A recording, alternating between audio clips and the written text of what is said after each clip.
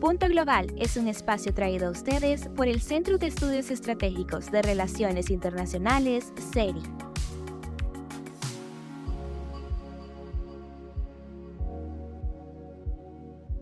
Bienvenidos y bienvenidas a un nuevo episodio de Punto Global.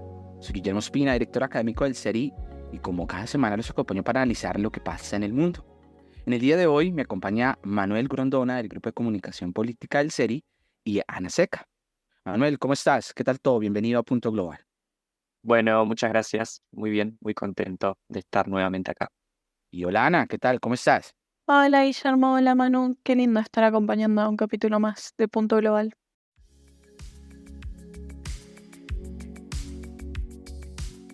Y bueno, antes de pasar a hablar en este episodio sobre esos resultados de las elecciones en el Reino Unido, en esta sección del No Tema, donde los miembros del CERI nos cuentan un poco qué es lo que está pasando en esa realidad internacional. Entonces, Manuel, ¿qué No Tema nos traes para el día de hoy? Bueno, para mi no tema del día de hoy quería traer a colación la elección, finalmente, del compañero de fórmula de Donald Trump por el Partido Republicano para las elecciones de noviembre de este año. J.D. Vance será finalmente quien se postule al puesto, un senador por el estado de Ohio de 39 años que es ex soldado y también escritor. Si bien actualmente forma parte de lo que se conoce como la nueva derecha republicana que se encolumna detrás del expresidente Trump, no siempre se lo notó tan cercano al presidente. De hecho, en el pasado lo definió como danino y como el probable Hitler de los Estados Unidos. La confirmación de Vance en la fórmula presidencial podría darle a Donald Trump los votos necesarios en la zona del Rust Belt, de donde Vance es originario, para ganar las elecciones. Y Ana, esta semana, ¿qué No Tema nos traes? Bueno, el no tema que voy a tratar hoy es nuevamente un foco hacia lo que está pasando frente al conflicto de Gaza, donde el sábado 13 de julio ha habido un nuevo ataque aéreo por parte de Israel a una de las zonas seguras, donde al menos ha habido 90 muertos y 300 o más heridos. La mayoría de todos estos son niños. Se dice que el ataque fue dirigido al jefe de Hamas, pero todavía no se han encontrado evidencia porque los medios de comunicación, al ser tan reciente este descubrimiento o este hecho, no han recuperado la información necesaria para el momento del capítulo. Esta zona era segura y ha hecho básicamente que se tenga que emigrar nuevamente, que haya una nueva flota de refugiados de Palestina en el cercano Oriente, o donde encuentren lugar, ¿no? Me parece que es muy importante que nos sigamos enfocando en esta guerra y en los estragos que está causando y que no dejemos de prestarle atención a este conflicto tan reciente. Bueno, muchas gracias Ana, muchas gracias Manuel por esos no temas. Antes de que nos metamos de lleno en este episodio a hablar sobre lo que fue el triunfo laborista en el Reino Unido. I have just returned from Buckingham Palace, where I accepted an invitation from His Majesty the King to form the next government of this great nation. But now our country has voted decisively for change, for national renewal, and a return of politics to public service.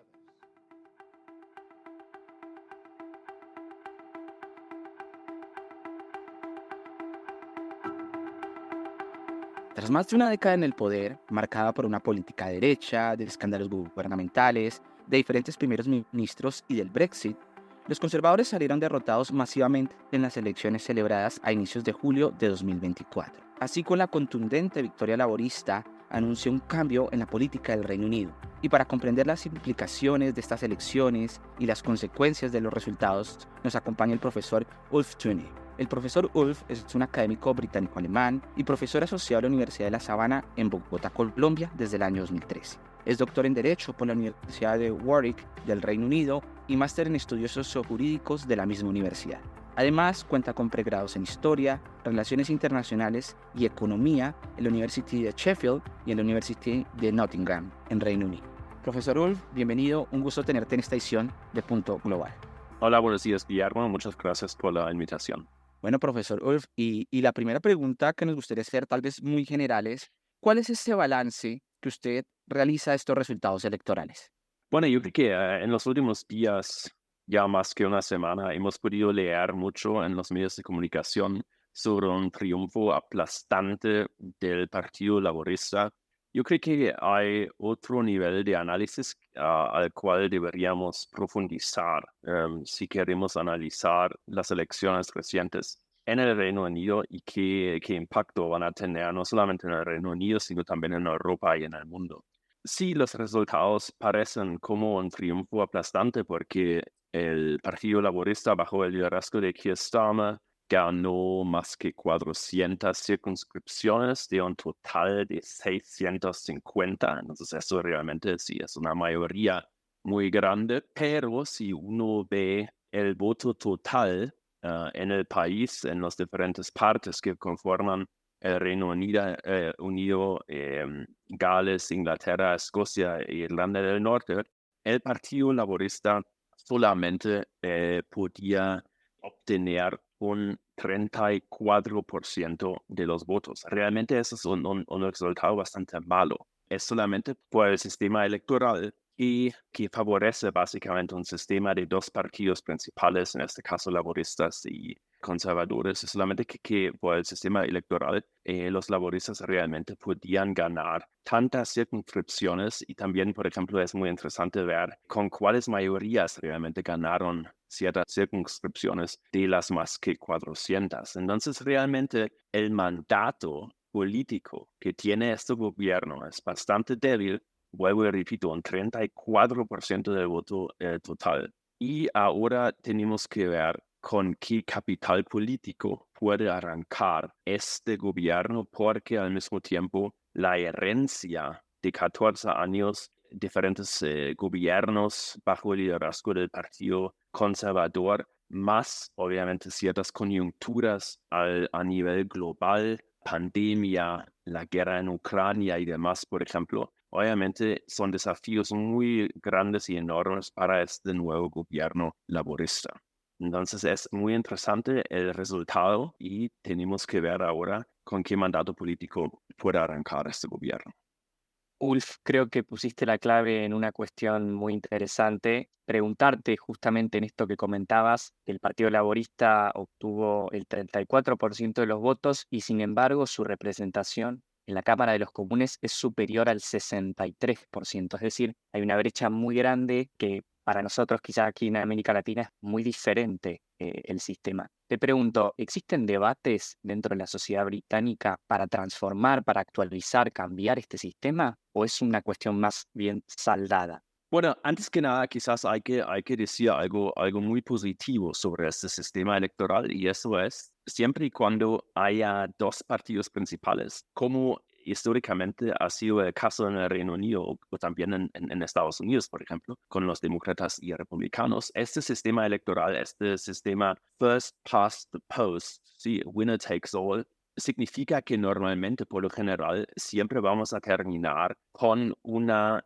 mayoría estable, y es decir, con un gobierno que siempre puede, por lo menos por la gran parte de la legislatura, puede basar sus decisiones en una mayoría fuerte. Y eso yo creo que es muy importante destacarlo como un lado, un aspecto positivo, porque, por ejemplo, en Francia ahora vemos que obviamente el mismo presidente de la República ya no cuenta con una mayoría en la Asamblea Nacional en París, por ejemplo. Sí, yo creo que eso es positivo. Lo negativo es que, ¿qué pasa cuando por muchos cambios en la sociedad, cambios de preferencias políticas, cambios económicos, pero también, y eso es muy importante en Europa, sobre todo cambios demográficos? o sea, migración, pero también cambios demográficos en el sentido de cada vez tener poblaciones más mayores de edad, realmente, ¿sí? Porque obviamente eso también implica cambios en las preferencias políticas. ¿Qué pasa entonces si estos dos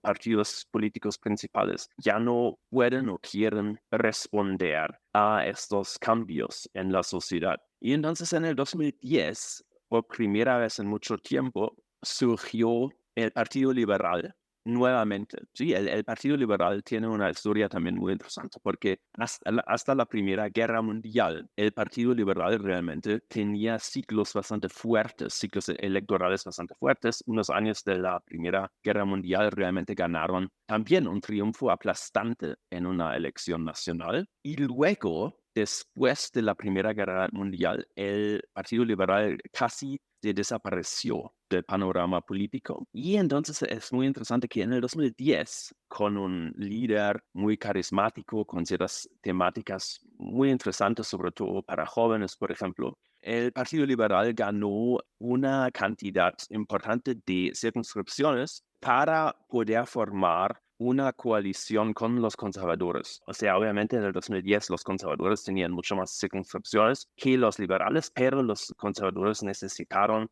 a un aliado en el gobierno, entonces tenían que formar una coalición, que es algo bastante atípico en el Reino Unido.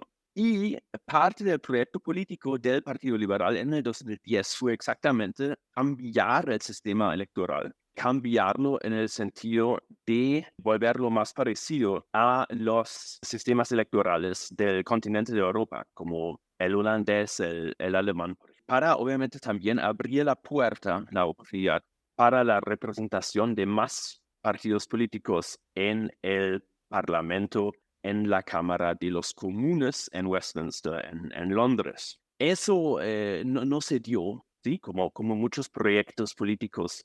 Esto no se dio en esta legislatura entre el 2010 y el 2015. Y a partir de 2015 ya los conservadores ya no necesitaron más a los liberales en el gobierno.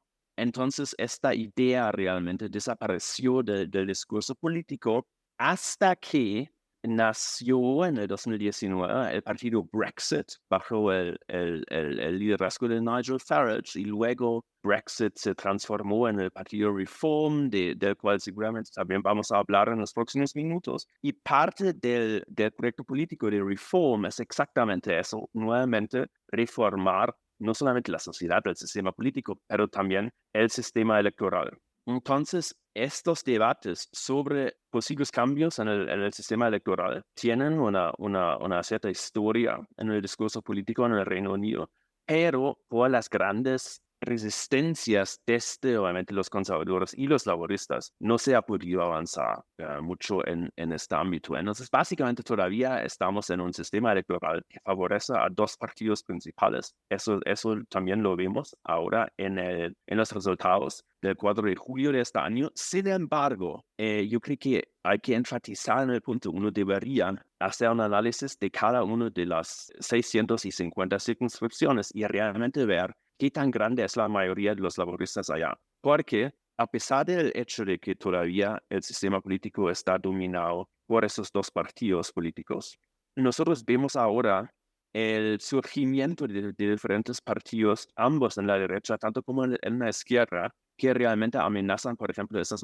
mayorías laboristas en diferentes regiones del país. Y esos no son solamente los liberales, por ejemplo, sino también Reform, obviamente, y el Partido Verde y un partido nuevo de trabajadores, o sea, de la izquierda o extrema izquierda. Entonces, hay movimiento en el sistema electoral y en el panorama político, pero eso realmente es algo que tenemos que ver durante los próximos años. Y quizás el último punto también es que ya mencioné como este descenso del Partido Liberal después de la Primera Guerra Mundial. Eso obviamente es algo que también podría, en teoría, pasar ahora a los conservadores, porque los conservadores obviamente llevaron como 14 años en el poder, ahora estaban sufriendo o siguen sufriendo este descenso terrible en términos de su representación en el Parlamento. Y ahora tenemos que ver si el partido realmente logra reformarse para luego enfrentar estos nuevos desafíos en las próximas elecciones.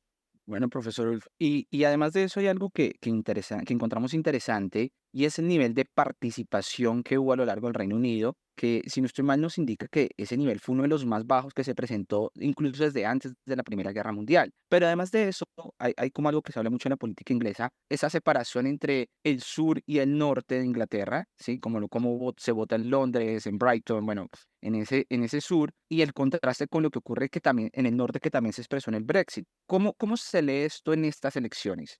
Bueno, yo creo que hay como dos partes a esa pregunta, porque en primer lugar, sí es cierto que la tasa de participación de los votantes en estas elecciones del 4 de julio de este año fue bastante baja, ¿sí? Y es casi históricamente baja. Y eso solamente muestra que realmente no había un debate fuerte en la campaña electoral, que realmente las propuestas de ambos, de los laboristas y de los conservadores, fueron bastante similares, que no había mucha diferencia entre los dos. La clase política en Westminster realmente no tenía muchas ganas de debatir de manera controversial durante la campaña electoral, que realmente es una señal que no tienen ideas. Y la gente se da cuenta de eso, y a lo que me refiero es que a este descontento general en la población, en muchas regiones del Reino Unido, que la gente siente que hay problemas en el país. La gente obviamente ahora tiene menos poder adquisitivo después del COVID, o ya durante la guerra en Ucrania, también el tema del costo de la energía, por ejemplo, es muy importante, la inflación y demás. Y la gente realmente en la campaña electoral nunca sentía que ni los laboristas ni los conservadores lograron abordar esas temáticas con nuevas ideas, ¿sí? O sea, de eso realmente se trata una democracia. Una democracia debería ser la competencia de ideas y en algún momento las ponemos a una votación y los votantes deciden. Eso sería así, es como el ideal de la democracia, esta competencia de ideas, el debate. Y eso no se dio. Y por eso también los que votaron laborista el 4 de julio realmente no lo hicieron porque son laboristas o porque apoyan a Keir Starmer o a cualquier otro miembro de su gobierno, sino básicamente para castigar a los conservadores. Entonces es muy importante, yo creo que tenerlo claro en el análisis electoral, que existe este descontento y que la gente realmente no siente que ninguno de los dos grandes partidos tiene respuestas o ideas respecto a una posible solución o a una mejora en la calidad de vida de los votantes. Y respecto al sur y al norte, esto tiene una historia muy, muy larga. Básicamente, eso es un tema que ya importó a la política británica hace 500 años. Esta diferencia o más, esta diferencia entre el sur, sobre todo Londres, y bueno, el suroriente del país, estos home counties, Londres y todos esos counties alrededor de Londres, Kent, Sussex y otros. Y el norte del país, Yorkshire, pero también toda esta región, Sheffield, Leeds, Manchester, donde nació la revolución industrial, por ejemplo, en Inglaterra, sí, a finales del siglo XVIII. Es cierto que esta diferencia en términos de ingresos, de desarrollo, de infraestructura y demás sigue existiendo. Y ningún gobierno durante las últimas décadas realmente ha podido abordar esta temática y mejorar de manera significativa la calidad de vida en el norte de Inglaterra, o por lo menos en ciertas regiones del norte de Inglaterra.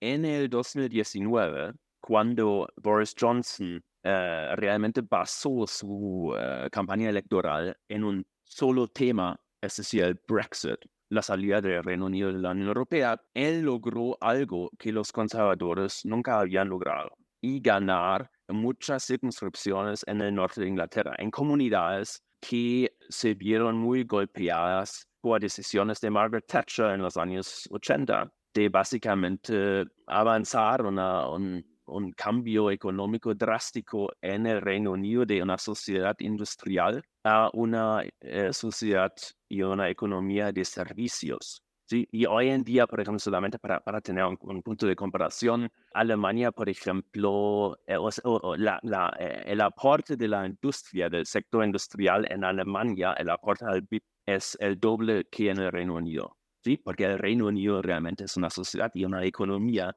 muy enfocada en el sector de los servicios mucho más que en la industria. Y eso quiere decir que todas esas comunidades en el norte, básicamente comunidades de acero y carbón, nunca se han podido recuperar. Y tradicionalmente ellos siempre votaban laborista, obviamente, también por la influencia de los movimientos sindicales y este odio hacia Margaret Thatcher y el Partido Conservador.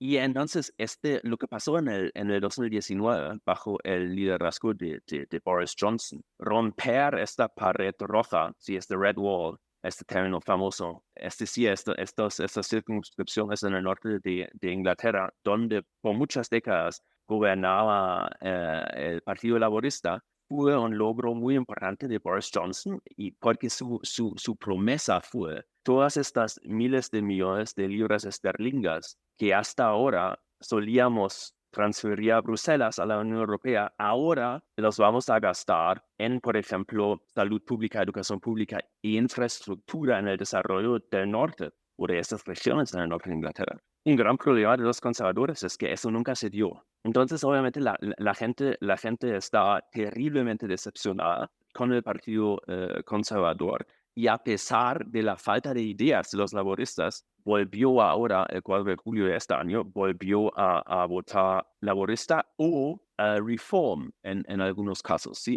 Entonces, esto es muy interesante, que esta gente realmente no necesariamente volvió al Partido Laborista, sino como ahora hay otras opciones por cambios en el panorama político, también empezó a votar por Nigel Farage y el Partido Reform. Pero sí, o sea, esta diferencia es muy marcada en el Reino Unido, pero esto no es nada nuevo, y yo creo que es muy importante también tener una visión histórica al caso, que también muestra que realmente durante los últimos siglos ningún gobierno ha tenido el interés, la voluntad política o la capacidad política de realmente cambiar eso. Mencionaste el hecho del famoso voto castigo al Partido Conservador. Quería preguntarte, ¿cuáles consideras que son puntualmente aquellos hechos que luego de 14 años provocaron una caída tan estrepitosa del Partido Conservador en el poder? Bueno, yo creo que en primer lugar es simplemente un cansancio, un descontento con un gobierno que lleva 14 años en el poder. Yo creo que eso pasa en cualquier democracia. Sí, yo creo que eso es bastante normal, que la gente en algún momento seriamente busca una alternativa. En segundo lugar, en los últimos años, sobre todo desde el 2020, hemos podido detectar cierta fragmentación que cada año se aumentaba más dentro del Partido Conservador. Sí, porque el Partido Conservador realmente no sabe qué quiere, sobre todo respecto a la relación entre el Reino Unido y la Unión Europea, por ejemplo. Sí, y ese es un tema muy importante, porque obviamente el Reino Unido es un país europeo, está en el continente europeo, es una isla bastante pequeña en el Atlántico, pero no forma parte de la Unión Europea. ¿Sí? Y eso es un caso bastante singular de una economía y un país tan importante, centro financiero también tan importante, que es europeo, pero al mismo tiempo no. ¿Sí? Y entonces, desde la salida de Margaret Thatcher en noviembre del 90, ¿cierto? El Partido Conservador realmente lleva buscando todo este tiempo, los últimos 34 años, buscando un norte, porque parte de la salida de Margaret Thatcher no solamente tenía que ver con el hecho de que ella ya llevaba bastante tiempo en el poder, sino también sobre una falta de acuerdo dentro del Partido Conservador sobre la cuestión europea.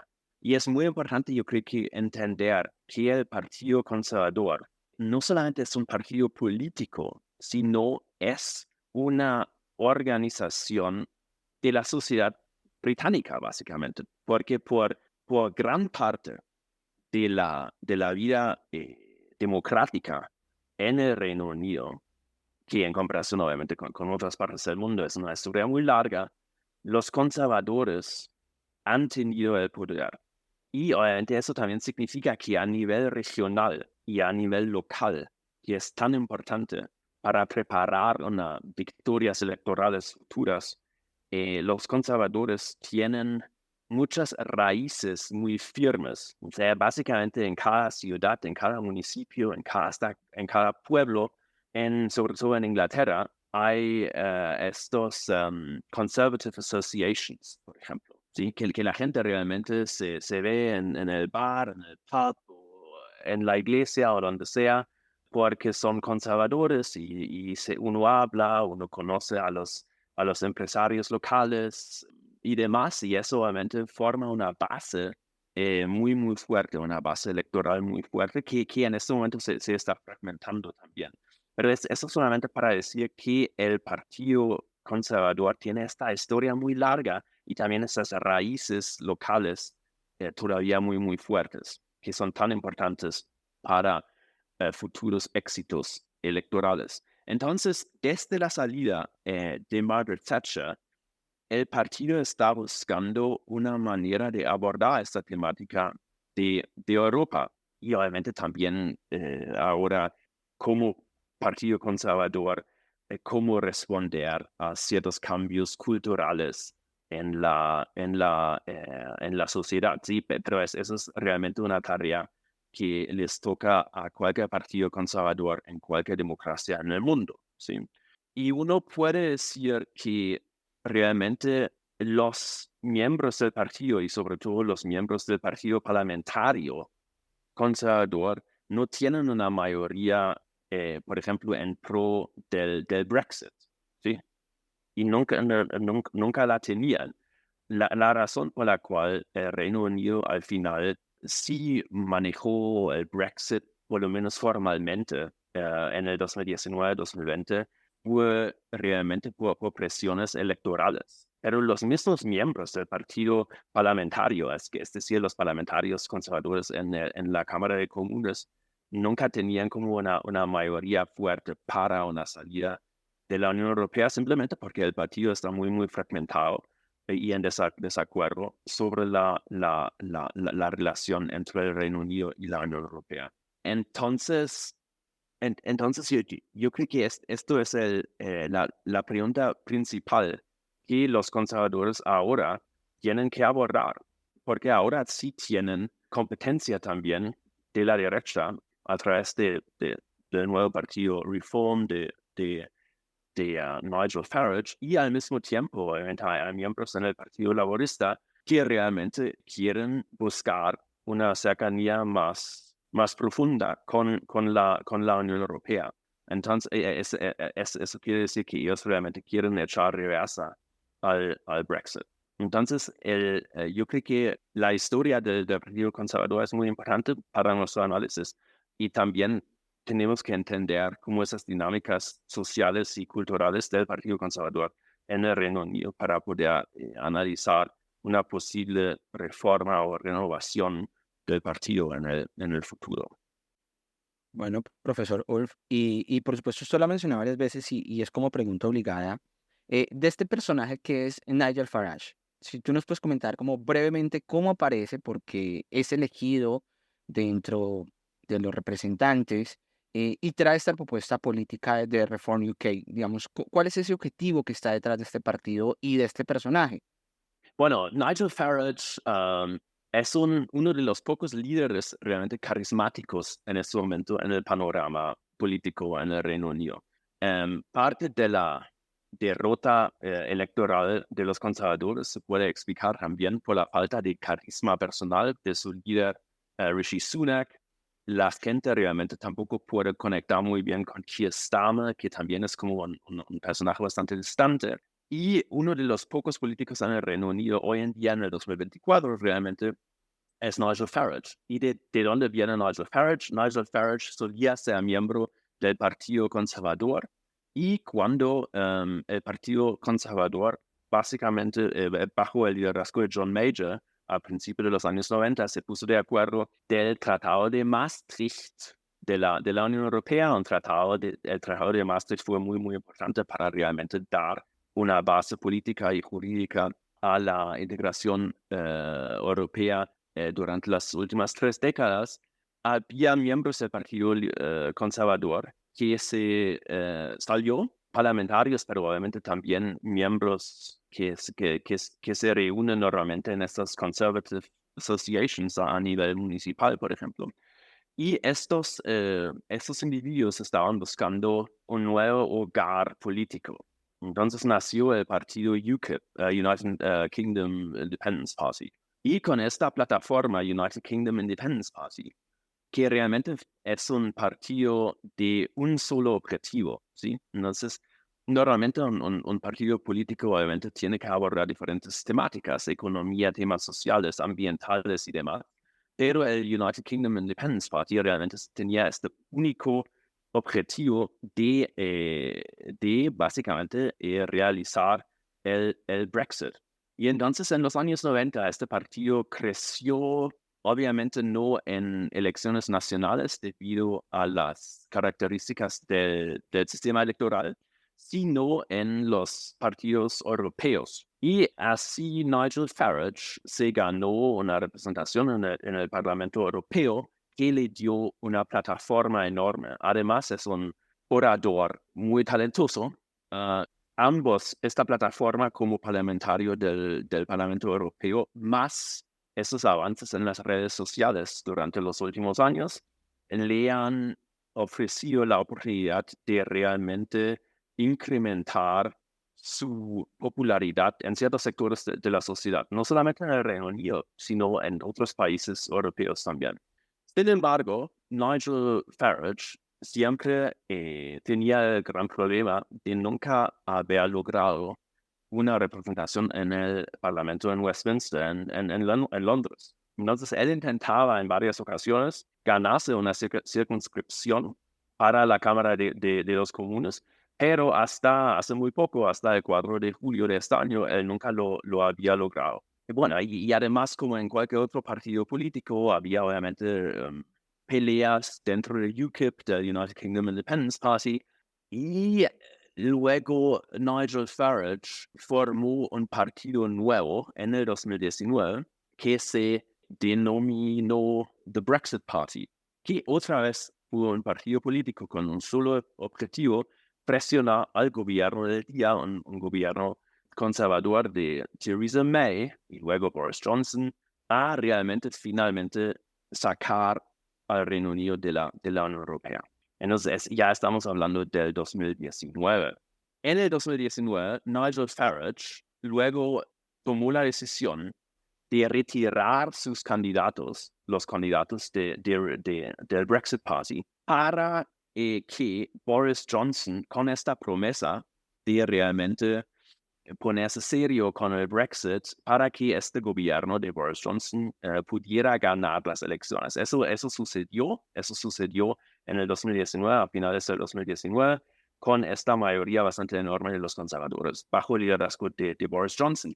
Pero como ya comentábamos, realmente los diferentes gobiernos conservadores desde el 2019 no han avanzado mucho o lo suficiente en términos del Brexit para realmente satisfacer ni a Nigel Farage ni a sus posibles votantes. Entonces, Nigel Farage en los últimos años seguía trabajando en el partido Brexit, que ahora se llama Reform, y cuando el ex primer ministro Rishi Sunak de los conservadores hace unos meses convocó nuevas elecciones, el partido Reform nombró a Nigel Farage como su nuevo líder, sabiendo de su capacidad de conectar con votantes. Y ahora este partido Reform, en vez de enfocarse solamente en el Brexit, que es un tema del cual realmente muchos votantes ya están muy, muy cansados, ahora se enfoca otra vez en un solo tema,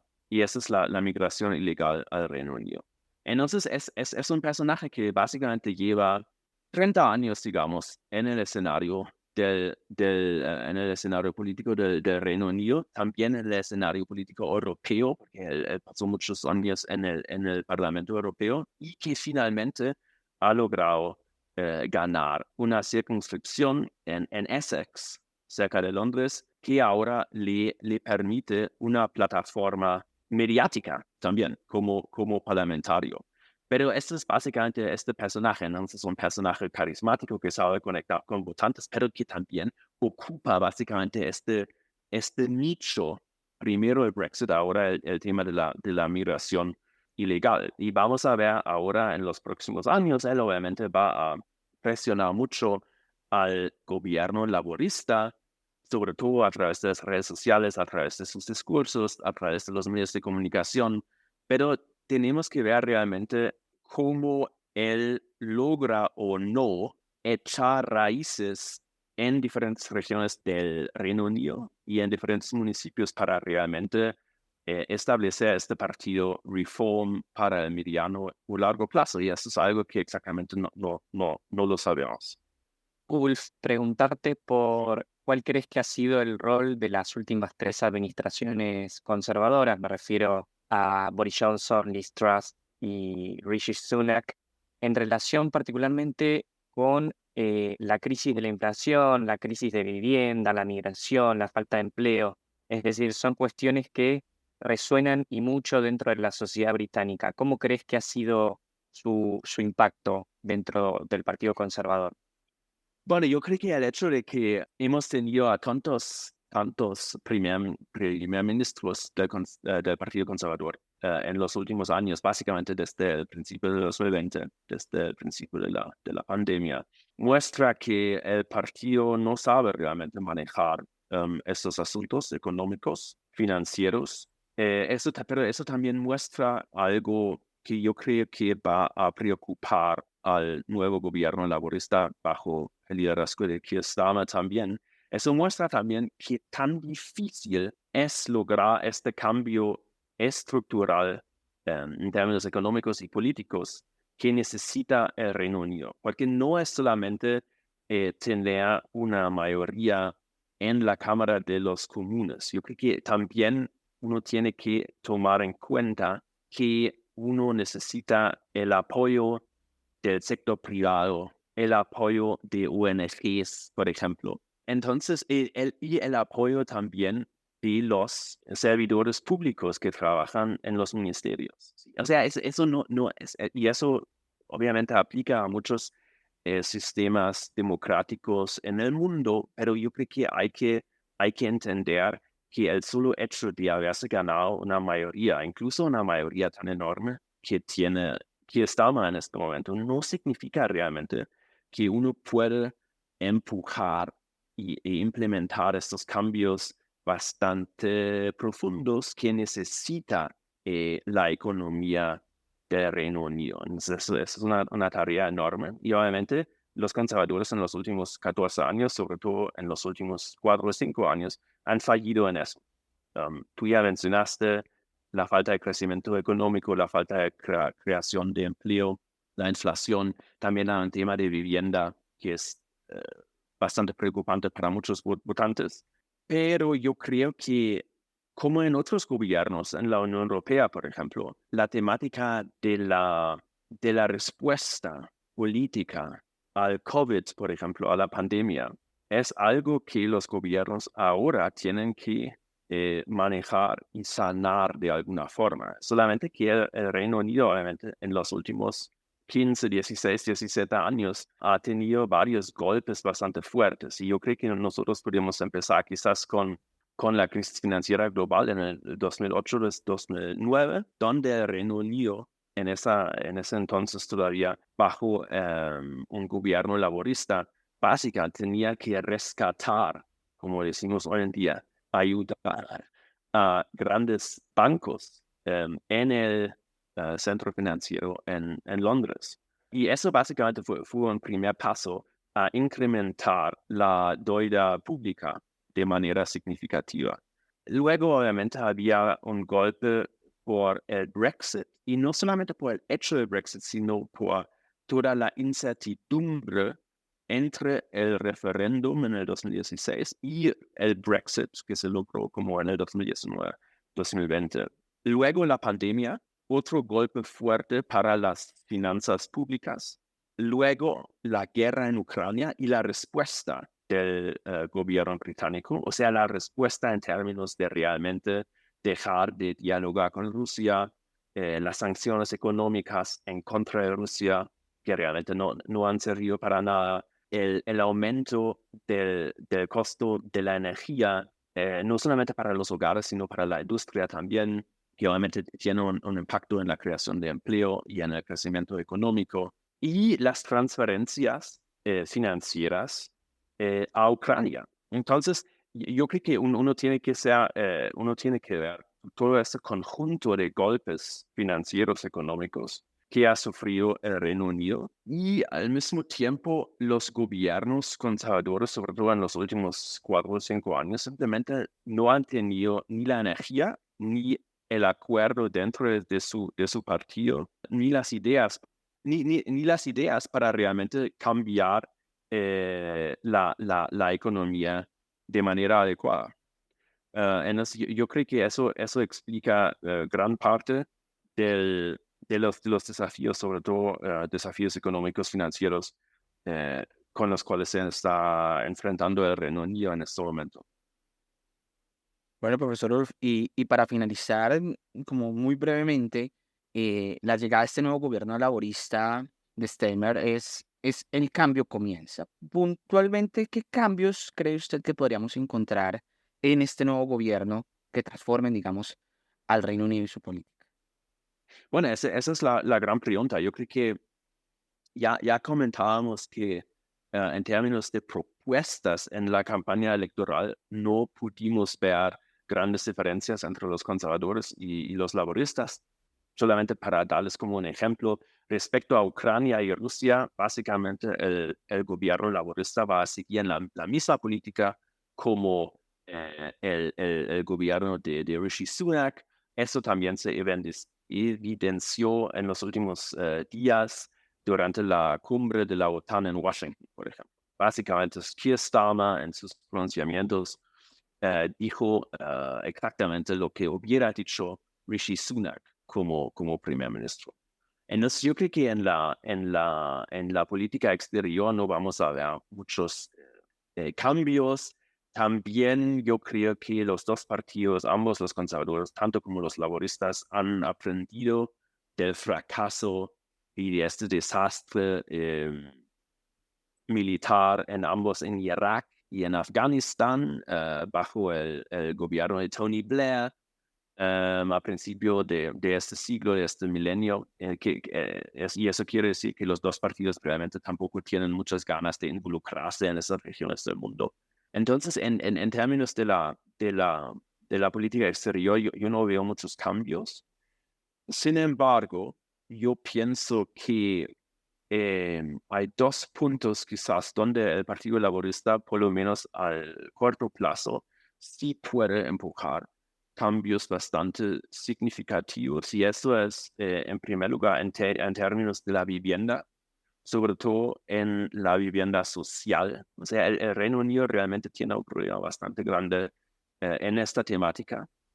Hay hoy en día mucha más competencia por los recursos del estado de bienestar. Y eso obviamente también impacta a la vivienda. Eso quiere decir que la realidad hoy en día es que hay una cantidad bastante alta de personas que viven en la calle en el Reino Unido. Y eso también, cada uno de nosotros que visita el Reino Unido se ha dado cuenta de eso durante los últimos años, del aumento de las personas sin casa, sin techo. Entonces, la vivienda social, pero el tema de la vivienda social obviamente tiene que ver también con regulaciones de construcción a nivel municipal. Entonces, allá vamos a ver resistencias políticas enormes que este nuevo gobierno laborista tiene que romper. Y en segundo lugar, yo creo que este gobierno laborista va a empujar el tema y forzar mucho más el tema de la transición energética en el Reino Unido. Entonces, el gobierno laborista no solamente mantiene ese discurso de net zero, ¿sí? de en algún momento tener una sociedad y una economía que casi ya no emite CO2, sino, porque eso fue como ya un proyecto de los conservadores también, sino yo siento que los laboristas no solamente quieren manejar este discurso, sino realmente implementar políticas que en algún momento llevarán al Reino Unido a ser una economía y a ser una sociedad net zero. Y eso básicamente, yo creo que en el discurso político en América Latina, eso lo llamamos la transición energética. Sin embargo, tanto en el Reino Unido como en otros países europeos que han avanzado con esas políticas, como Alemania, es un gran ejemplo para eso, también vemos que obviamente esas políticas de la transición energética tienen sus problemas. No solamente nuevos problemas ambientales, sino también muchos problemas sociales, porque al final del día, esos cambios en una política económica y ambiental crean nuevos ganadores y nuevos perdedores. Y en Alemania, por lo menos, ya vemos que esto realmente no solamente es un tema social, no solamente es un tema ambiental, sino también un tema social, en el sentido de que han aumentado los gastos que tienen los hogares y las empresas por la energía y el suministro de la energía. Entonces, yo veo que los laboristas en este sentido son mucho más como serios hacia el tema de la transición energética, pero también tenemos que ver que hay ciertas realidades económicas financieras que podrían impedir esta transición energética en el Reino Unido durante los próximos meses y años. Pero seguramente ese es un proyecto que tienen ciertos sectores del Partido Laborista y que Starmer obviamente les tiene que dar ese espacio y esta libertad para desarrollar estas iniciativas. Sin embargo, él obviamente también tiene que poner un ojo en la cuestión y en el tema social. Entonces, yo creo que vivienda, transición energética son dos puntos donde Keir Starmer realmente puede o podría tener un impacto. Y quizás para finalizar esta respuesta a tu pregunta, los laboristas no tienen mucho espacio fiscal. Es decir, que los conservadores hicieron algo que es muy atípico para un gobierno conservador. Y eso es realmente, no lograron en estos 14 años de diferentes gobiernos conservadores, no lograron bajar la carga tributaria. Y eso quiere decir que ahora la carga tributaria en el Reino Unido es la más alta desde la Segunda Guerra Mundial. Y eso es muy llamativo en el análisis político, porque por lo general nosotros tenemos esta idea, un gobierno conservador, sobre todo si tiene como diferentes legislaturas, como un total de 14 años en el caso del Reino Unido, un partido conservador busca bajar la carga tributaria. Pero la realidad es que los conservadores ahora salieron del gobierno y dejaron una carga tributaria bastante alta para el Reino Unido.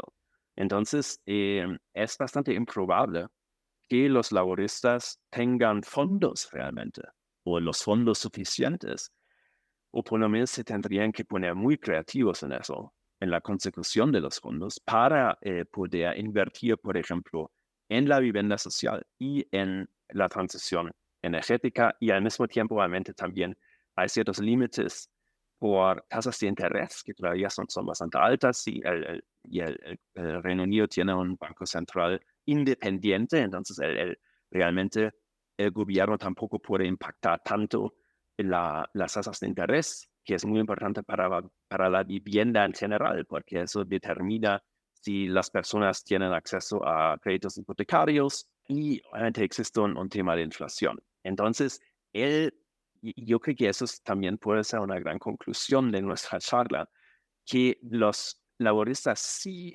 tienen una mayoría enorme en términos de circunscripciones en el Parlamento, en la Cámara de los Comunes.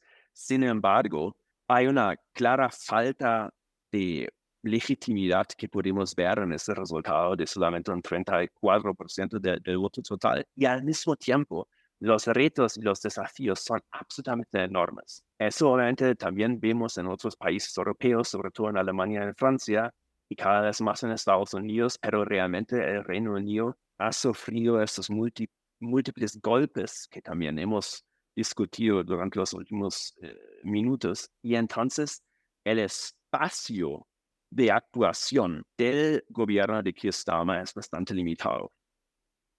Bueno, profesor Ulf, pues muchísimas gracias por estar en este episodio de Punto Global, porque hemos explorado muy bien la política inglesa. Entonces, muchas gracias por haber aceptado nuestra invitación y haber acompañado este episodio.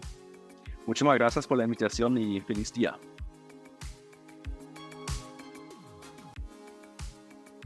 Y no queremos terminar este episodio sin antes invitarlos a que se unan al canal del WhatsApp del CERI, donde pueden encontrar todas las novedades, los eventos, la información, los seminarios internacionales que realizamos y por supuesto todos los episodios de Punto Global. Recuerden que el enlace lo encuentran en la descripción de nuestro episodio. También queremos invitarlos a que nos dejen sus comentarios en las diferentes plataformas de podcast como Spotify o iVoox o la que ustedes prefieran y que nos cuenten qué les pareció este episodio y también si creen que los laboristas van a echar para atrás el Brexit. Recuerden que escuchamos todas sus opiniones. También no olviden que encuentran Punto Global en todas las plataformas de podcast.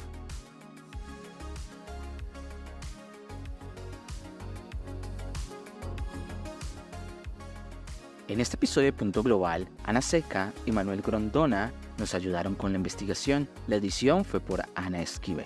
La conducción por Ana Seca, Manuel Grondona y quien les habla, Guillermo Spin. Nos encontramos en un próximo episodio de Punto Global.